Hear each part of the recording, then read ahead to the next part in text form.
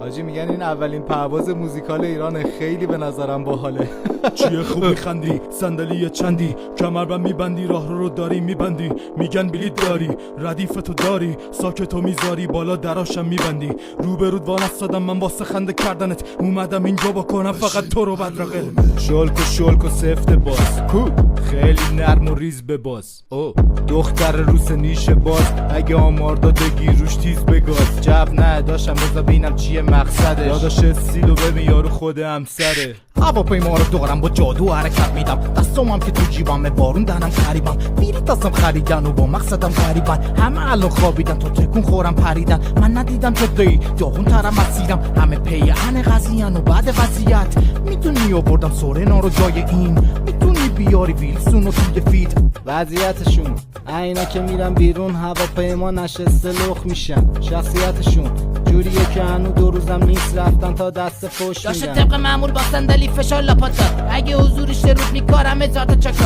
دنی آنتی سیستم ولی میرسه داشت تا پاسا تو یه بکس موتو لوبتی 5000 ماشالله لوبتی 1000 ماشالله داداش میگن بلیط رو از کجا گرفته بودی؟ داداش بلیت لحظه آخری از سایت پته گرفته بودم ولی نمیدونم اینجا چه خبره خیلی داره حال میده که خفه شو